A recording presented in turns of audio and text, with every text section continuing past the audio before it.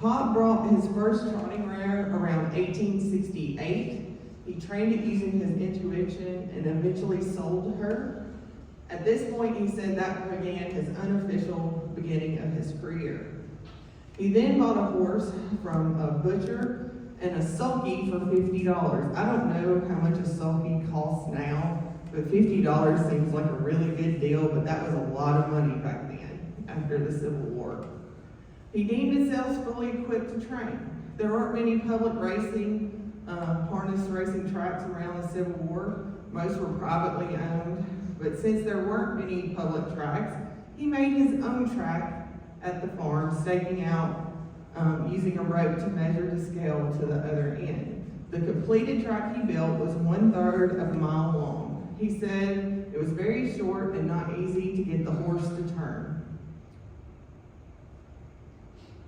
Eventually, he had to take the horse out to the road to get him to trot a mile in 2 minutes and 50 seconds. Locals began to realize what he was doing, and so he had several horses to train. He promised his mother when he started his racing career that he would never do anything dishonorable to make her blush or be shameful of what he does. A local Church of Christ minister named Reverend Talbert Fanning was his first client. Reverend Fanning hired Pop in 1871 to take care and train his horses. Reverend Fanning did not realize that Pop was actually going to take his horse to a racetrack. And if you know anything about the Church of Christ religion, they don't like gambling. But Pop raced him to 3 minutes and 4 seconds. Not the best record, but he did win the race. By 1874, he was hired by the Harding family of Belmead in Nashville, Tennessee. And Belmead is known for their thoroughbred stud farm that they had, and their annual sale attracted the most prominent horsemen of the day. Pop took care of the horses in the stables there, and around that time, he met another horse trainer named George Fuller. And he started going with George to races. He started racing around the circuit with a horse named Tennessee. During those races, Pop realized he could truly make it as a trainer. Now, before I get ahead of myself, I want to explain the difference between trotters and pacers. Horses are trained according to their gait, and in the light harness horse is a distinctly American type. So, in the standard race distance is 1 mile. At the top, trotters move at a diagonal gait, with the left foreleg moves in tandem with the right hind leg, and the right foreleg with the left hind leg. And there is an illustration. The illustrations came from Trotwood Monthly. John Trotwood Moore was our first state historian and a friend of Pop Geers, and he wrote a lot of stuff about harness racing. And so I thought that was very neat to include his illustrations in here. The bottom is a pacer, and the right legs move together and the left legs move together. This side motion is what pacers are sometimes called side wheelers. In 1875, Pop opened his first public training stable in Nashville, but during this time he met Major Campbell Brown of Spring Hill. Major Brown was the grandest and best informed in all that pertained to the breed of fast harness horses Pop had ever known. Pop contracted with him to train.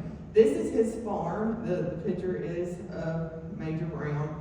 His house is still standing. And the state of Tennessee does a lot of historical markers, and I've seen a lot of those in West Virginia since we've been here, marking places. The next year, Pop closed his training stable in Nashville and moved to my hometown of Columbia to the old fairgrounds. There he would train for the next 15 years. His first race that he won that year was with East Lynn, and later that day he won with a horse named Diana to a record time of 2 minutes and 33 seconds. In 1878, he decided he was ready to head to the Grand Circuit. He went to New York, and in those races, he raced Alice West. Pop drove her to a record of 2 minutes and 26 seconds. Later that year, he was racing in Georgia with a horse named Lizzie II against against another trainer, and there was a confrontation on the back stretch that cost Pop the victory. He said that was the only time in his career that he collided with another trainer, and the next few years proved to be good for him. So he started making a name for himself. This is, the Yule Farm has annual sales, and so a lot of my research has to do with paper artifacts, because there's not a lot of film and stuff from back then, but these are some of the trade publications, and then there's an ad in the paper about the Yule Farm. This is the earliest I have ever found a slide for Pop when he was racing in Nashville, and it is in 1875. This is Duplex, and it's a famous horse from Spring Hill, Tennessee. He was owned by John Willis Napier Lee. His first record was 2 minutes and 17 seconds for the mile. And during the race season of 1887, he placed first and second place 4 times and third place once. The winnings that year totaled $2,300. Fate put 2 great horses in Pop's hands this would help make him famous for racing the Howe family of horses.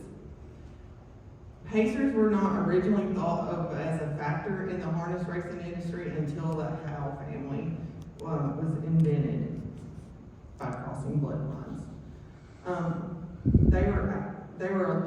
This is a direct quote. They were said to be a legitimate product of scientific breeding, of soil, of climate, and grass out of an obscure family of saddle horses bred with no idea of racing and never thought of fame.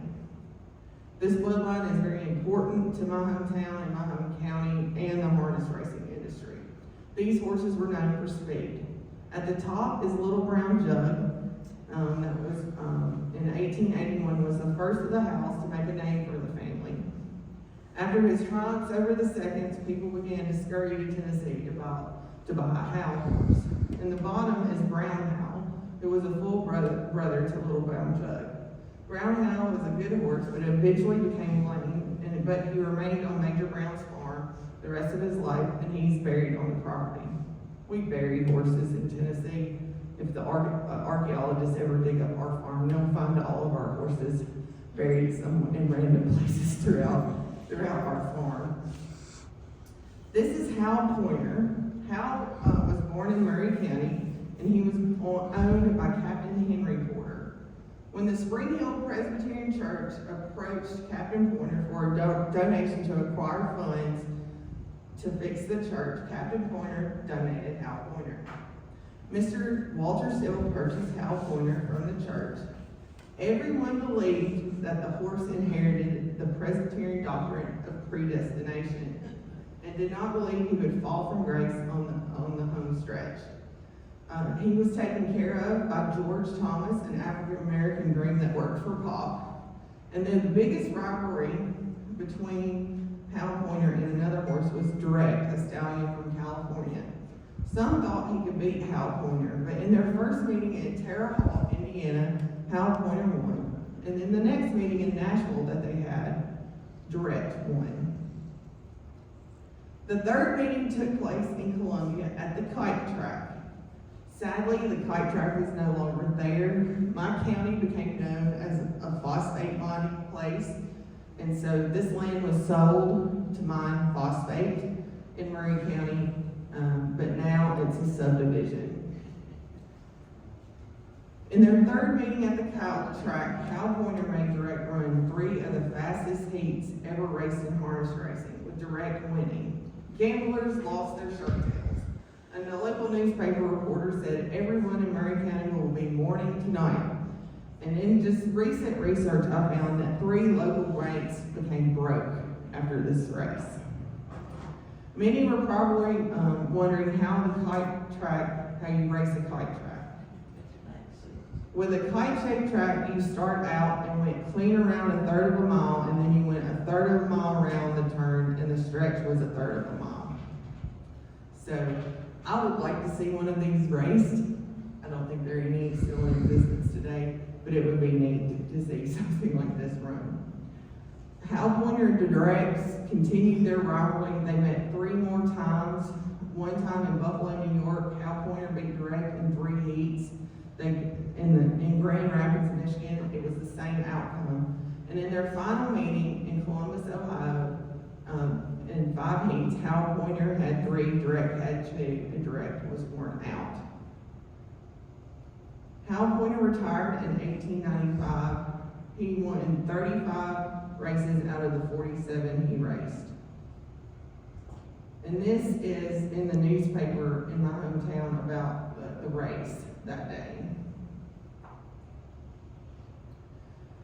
Geers said that everything considered, Hal Pointer was the greatest horse he had ever drove. He drove him with an open bridle and no blinders.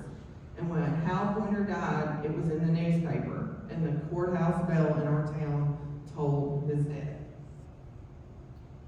In the early 1890s, Pop moved to New York to the Hamlin farm, owned by C.J. Hamlin. It is 17 miles from Buffalo in a village called East Aurora.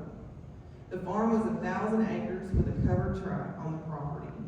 They had 550 horses, 20 stallions in service, 140 brood mares, 554 fillies, colts, and geldings.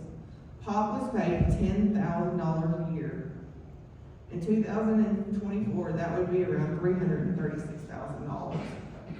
That was the largest salary ever received up to that time by one in his profession. Pop trained about 20 horses around this time. He refused over 100, but Pop remained at the Hamlin farm until 1902. A funny story about Mr. Hamlin and Pop. Mr. Hamlin would drive a pair of horses they called roadsters to the corner of Main and Division Street in half an hour from the village farm, with a basket of eggs in between his knees. Pop was very competitive, and he decided to go after this record. He drove a minute less than Mr. Hamlin, and no eggs were broken. One of Pop's greatest feats he ever accomplished was he harnessed Belle Hamlin, Justina, and Globe to a 4-wheel skeleton sulky, and he set the first triple tip record of 2 minutes and 14 seconds in Cleveland, Ohio. And he wanted to try for the double team record, so he hooked Belle Hamlin, a horse from the triplicate, and Honest George together, and they set the double team record of 2 minutes and 12 seconds. Pop said he would never choose to do that again. I don't think I would do that either. That's kind of scary. Racing equipment got an upgrade of sorts in 1892. Pop was introduced to the bicycle sulky by Bud Doble. The bicycle sulky was invented by Sterling Elliott. Pop said he would try it after he raced his horse to a traditional high-wheel sulky. His horse Excellence clocked the mile in 2 minutes and 23 seconds to a high-wheel sulky. Then Pop took Excellence and hooked him to the bicycle sulky and clocked him at 2 minutes 21 seconds. Pop tried both sulkies repetitively, and the faster time was always with the bicycle sulky. That afternoon, Pop raced with the bicycle sulky to Honest George. Everyone was laughing at him. The newspaper article said you could hear everybody laughing all over town. But he had the last laugh because Honest George lowered his record on the racetrack that day. Pop's training techniques. He was a very gentle trainer. He avoided using a whip. He said the whip did more harm than good. He never shouted or yelled at a horse. A person who has ever ridden a horse knows that sometimes you do yell at them. I know I have in my life. But one observed that one of his horses had his ears turned back so he could hear him. There was something in his voice. I've ridden in a pace car at a harness race and had heard drivers singing or humming to their horses, and that's the most wonderful sound. Pop wore a black cap and a jacket for most of his career, but in 1914 he tried to wear a new racing jacket. And his friend Plummer Webster said it had hues of Jacob's striped coat. And that day the horses were scared of him and would not let him in the stalls. This is his driver's and rider's license from the National Trotting Association from 1898. It looks like he got his haircut just for this because it looks cleanly cut. But I thought that was neat that we had that. A majority of my images are from the Harness Racing Museum and Hall of Fame in Goshen, New York. If you've never been there and you're interested in harness racing, it's the most amazing place. This is his racing jacket they have in their collection. I've actually got to see it and touch it, of course, with gloves on, because you don't touch artifacts without your white gloves on. He was a small man. It was very neat to see that. And in recent years, I was put in contact with a gentleman that collects harness racing memorabilia through one of our dear friends in Columbia. And he happened to have a small racing jacket with a hat that was used in a memorial to Pop after he died. And my husband and I purchased that jacket, and it's in my personal collection now at home. Pop set several more driving records with Robert J. and the Nightingale. And in 1895, Pop was asked to replace a driver after 2 bad heats with a horse, and he drove the Corporal. And he won $10,000 on that horse in the last heat. Another horse Pop trained during the 1894 and through 1896 seasons was Star Pointer. He lowered times with Star Pointer. Eventually, Star Pointer would be the first pacer to equal or break the 2-minute mark in 1897 in Reading, Massachusetts, with David McClary up. This is not Pop, but Star Pointer's speed in 1 minute and 59 seconds and a quarter. 5,000 spectators were there. And this was the horse, Star Pointer was a horse of the industry. Star Pointer was born and raised in Murray County, so that's why she is in this slideshow. But you can see that Star Pointer, we put him on, this is the south side part where the harness racing track was in my hometown. And this is the Tennessee Fair Association's centennial year program cover. Incidentally, this program cover was used in a court case in my hometown, and we have all the court cases in our archives, and when the archivists find things that have to do with harness racing in town, they send it to me, and I get this in my email, and there's Star Pointer. But fairs were great occasions throughout the countryside in Middle Tennessee, and in 1907, this was the program cover. Dr. Wooldridge, who was a friend with Pop, was the chair of the Tennessee Fair Association. And he described the days of mornings, there were judging livestock, farm products, fancy work, and then you could have basket dinners and big picnics. And after dinner, the horse races began. The harness racing industry was huge in Tennessee, but the demise of the industry was when the state legislature outlawed betting.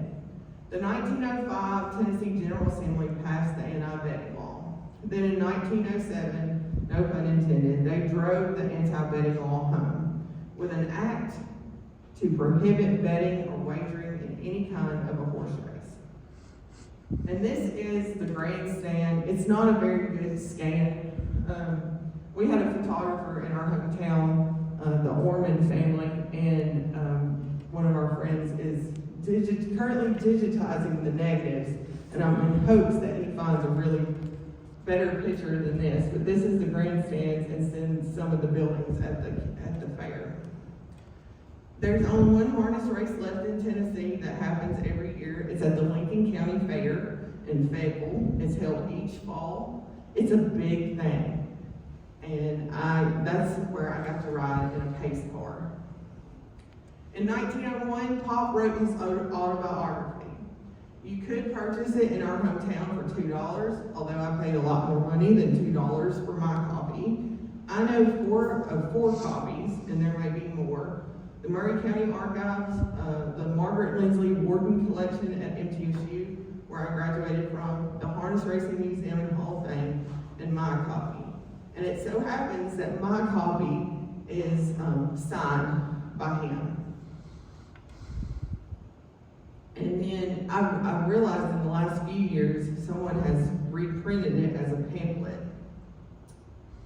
Pop was front page news throughout the country.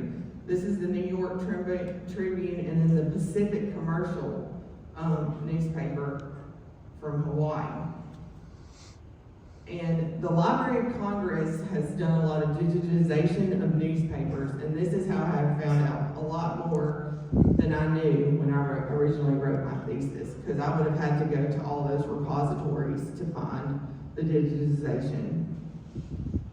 He loved playing cards. He played a card game called Pedro. He loved playing pool. He had a southern dialect that helped him be a good storyteller. If you hear my mother talk, you can understand her southern dialect, and she is a very good storyteller. His vices in life were vanilla ice cream. It's said that when he would hunker down in a well-worn deck chair and finish off a pint of vanilla in the time it took a horse to go a good mile. He also loved cigars. A lot of the photographs of him has a cigar hanging out of his mouth. And he did work with a tobacco company to get his own brand of cigars made. I've never found a wrapper of them, but if I do, I'm buying it.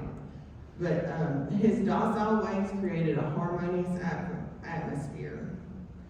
He was a family man. His wife was named Mamie Smith. He had daughters, Edna Pierce, Mary O, and Sarah E. And he had a stepdaughter named Emma Neely. His son, Walter Aiken, was born in 1888. He got a telegram the day he was born. And his friend Wallace Pierce said to Pop, well, you're a Pop now. And so that's how he got Pop Geers. Sadly, Walter Aiken was killed he died after a baseball game of a skull fracture at the Columbia Military Academy, which was in our hometown. He was one of the first students enrolled at that school, and it was a very tragic day. By 1902, Pop had moved to Memphis. He enjoyed visitors to the track at his home. He did not discuss the track at home with his family, and they did not come to the track.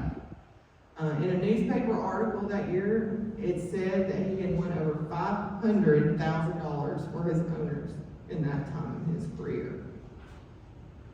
He spent most of his life on the road traveling by train or automobile. I did find in a Ford magazine that he did buy a Ford Roadster. He did have a little dog that traveled with him and welcomed him back at the stables after the races. He said the dog seemed to know when things went right and when things went wrong. He had grooms that traveled with him, and I have recently found some of the grooms' names in my research. There was one named Preacher George Thomas. He took care of Hal Pointer. And Pete Porter, who took care of Napoleon Direct.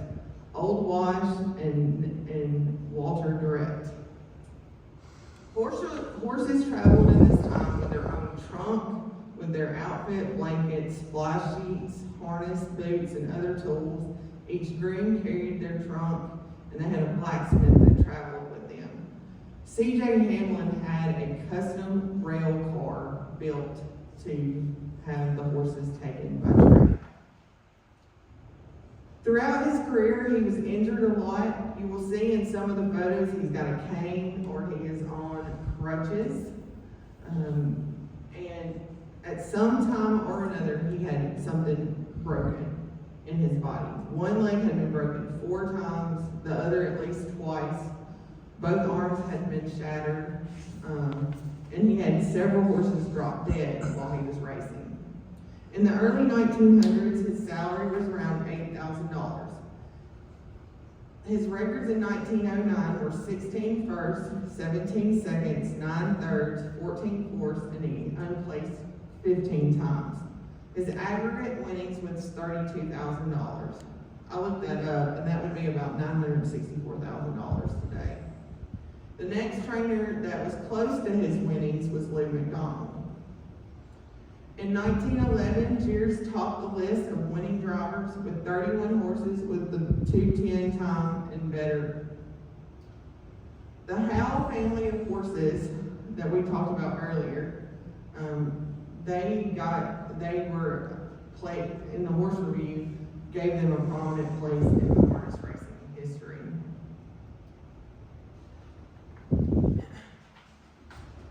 By 1914, Geers' winnings of 25 years totaled $1,178,454.50.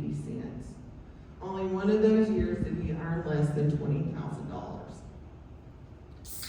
The famous Napoleon Direct, one of Pop's greatest horses, was born in Murray County.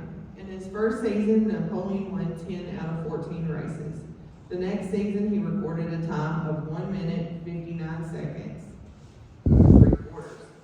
Pop and Napoleon won 21 out of 23 heats started. Napoleon retired, and he was a stud at the Tully Farm, which is now the General Motors property plant in my hometown. It's between Columbia and Spring Hill, Tennessee. Napoleon was considered the greatest living pacing sire, and at the age of 24, he sired Billy Direct, another famous harness racing horse.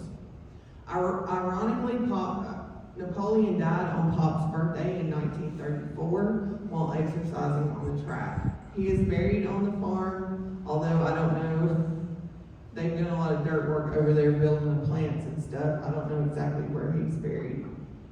During his career, Napoleon won over $38,000 in 3 years. And his owners, Clark James and Hent Frierson, their descendants still talk about Napoleon Direct and Pop today. Napoleon had 200 offspring, 75 raced to 210, and 15 raced 205 or better. In 1918, there was a celebration held in Pop's honor at the Copley Plaza Hotel in Boston. Many leaders in the trotting world gathered to pay tribute to him. This is a picture that the horses were drawn on for the menu by W.L. Duntley, and at the time, I think this is so neat, the governor of Massachusetts, Calvin Coolidge, was the speaker at the dinner. By 1921, Pop had established 60 pacing records. As Pop aged a lot, he had a lot more accidents than he normally did, but he still enjoyed racing. There was an artist named Robert L. Dickey that loved to do caricatures of Pop. There are several of them. This is one of them. This is Napoleon Direct. This is a sketch of Pop and Napoleon Direct. He drew them for the Horse Review. Robert Dickey also drew for Life Magazine and the Saturday Evening Post. And this is a picture of Pop and Robert in Goshen at the racetrack. Pop did not like it when other trainers mistreated their horses or their fellow drivers on the racetracks. Many times he was called upon by the judges to weigh in on a situation that happened between the trainers. The judges and other trainers held him in high regard. As his racing career entered its final years, he began to do exhibition driving, but he was always striving for another record. On August the 5th, 1924, in Goshen, New York, he exhibited Peter Manning and tried to race a 2-minute mile. Manning was not at his best that day, and he raced 2:06. The next day, he drove Sandrino in an exhibition of 1 minute, 59.5 seconds. This is the last time Pop was in Goshen, these pictures. And just the other night, I was preparing for this presentation, and I said, I'm going to search something. I found the ad that was in the newspaper here about the state fair at Wheeling, and it has the racing on September the 2nd. The paper that is scanned in was the paper that on the front page announced his death, but the ad was in the back of the paper. But he came to Wheeling, West Virginia in September to the state fair, and he was there for Geers Day. The crowd gathered to see one of the greatest reinsmen that ever raced. The first heat, Pop came in third with his mare, Melody Guy, with a time of 2 minutes and 14 seconds. He was determined to improve the next heat. I have read in newspaper articles that the racetrack was not in good condition, and there were several holes in it according to the reports. The second heat began, and Geers was falling behind. Two other horses racing next to Geers were very close. The heat was coming to a close, and Pop made the move on the track. The horse broke her stride, and she caught one of her quarter boots. The sulky twisted sideways and threw Pop into the air, and he landed about 15 feet from where he was pitched off the sulky.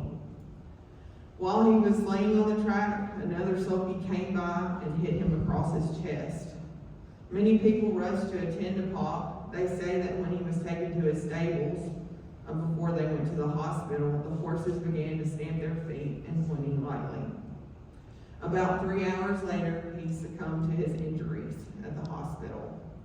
At that same time, at the track, his grooms were taking care of the horses, and they looked up, and a white dove flew over the track. One of them remarked, "Well, boys, the boss is dead." As with any celebrity, almost immediately, tributes began to come in. The first was Fairbury, Illinois. They held a remembrance prior to the race starting, and the judges' stand was draped in black. There was also one in Huntsville, Alabama, and there was one in Columbus, Ohio. At Wheeling the next day, there were 50,000 people that came to mourn Geers. At the exact same time he was supposed to race, his horses were brought out, draped in black, and led around the track. Howard N. Gore, the Assistant Secretary of Agriculture, spoke from the judges' stand and paid tribute to Pop. And Pop's friend John Trotwood Moore remarked, "The last great driver is dead. To me, it seems the game is done." Geers' body was taken from West Virginia to Memphis to his daughter's house. There was a blanket of 1,000 roses that came from the Grand Circuit Racing Association, as well as a flower sulky with a wheel missing a spoke. After the funeral in Memphis, the casket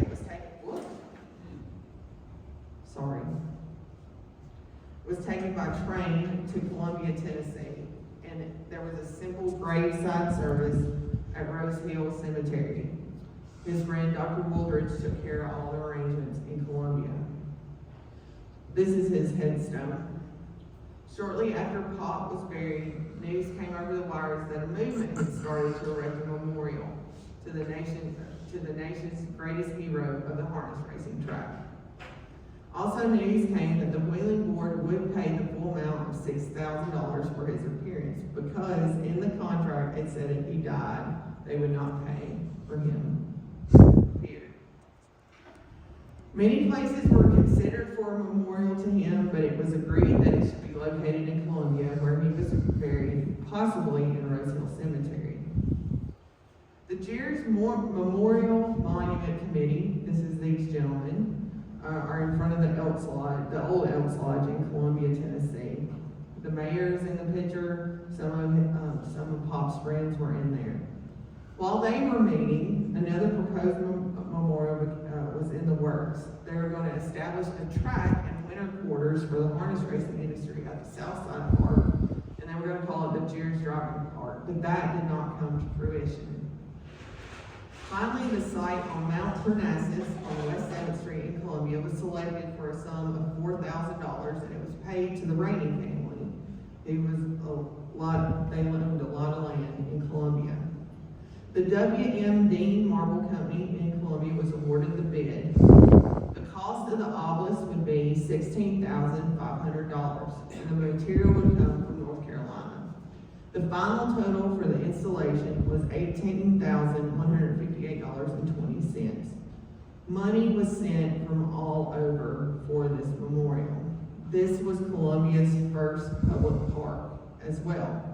The obelisk stands 90 feet above street level. The base weighs about 65 tons. You can see from the top of it from Pop's grave at Rose Hill Cemetery in the wintertime. You gotta be at the right angle because of all the houses and churches and stuff now, but you can still see it. 6 foot down is a 6-inch rod that is drilled into the bedrock. 12 foot is filled with crushed rock and Portland cement rock. Someone asked me one time if I thought it would go anywhere, and I said no, because it is there. A dedication was held on October the 10th, 1926. It was a very rainy day, so the dedication was moved to the Princess Theater located at the Bethel Hotel in Columbia. That building is no longer standing. But a crowd of 500 of Geers' friends and supporters gathered there to dedicate the obelisk and to share tributes of his remarkable life. The mayor participated, and Congressman E. Eastlick also participated. There were musical selections played by a band, include Old Ensign and Silver Threads Among the Gold. There were personal recollections of Pop's boyhood friends and comrades. There was a quartet that sung as well. Several telegrams were read by some of his friends. And in the audience were Pop's 2 daughters, Mrs. Wallace Cunningham and Mrs. Sarah Taylor from Memphis. Pop's sisters were there, Miss Mattie Geers and Mrs. Joseph Brown, and many turfmen from other states. Floral tributes reflected the high esteem in which many held Pop, and a miniature sulky and a driver made of flowers ornamented the stage. I recently found this newspaper article with these pictures in it from the Nashville Banner. The Nashville paper, the Nashville Banner and the Tennessean have a lot of what I have found in the recent years to be added to my book. This is the monument today, and it's got an inscription on all 4 sides. The park is only used if we have a parade downtown. Not many people visit it.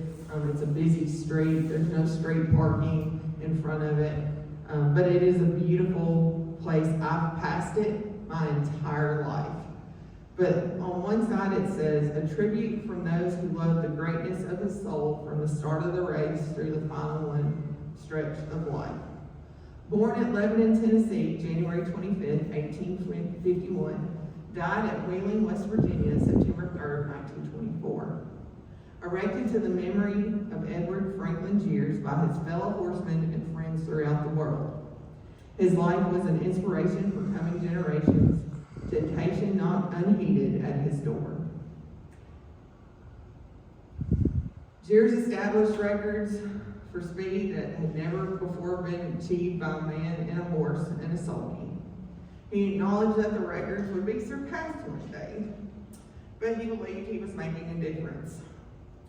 My hometown of Columbia in Murray County was brought to the national spotlight by the fine harness racers that were bred on our beautiful countryside. In the last paragraph in his book from 1991 says, I've certainly achieved a far greater success than I had reason to anticipate at the dawn of my career, to which my mature years have been devoted. His life was very successful because he worked hard and made good choices and adhered to a high ethical standard. We're finishing the final edits on my book.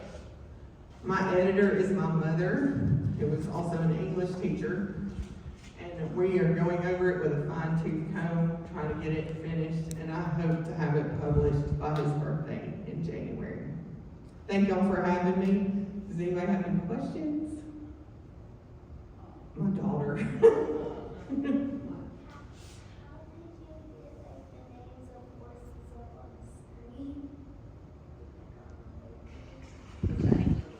The names of the horses. Lookers, you know this. Names of horses can come from bloodline. Sometimes they combine the names of the bloodlines. Sometimes they don't. You know this. All right. Well, thank y'all very much.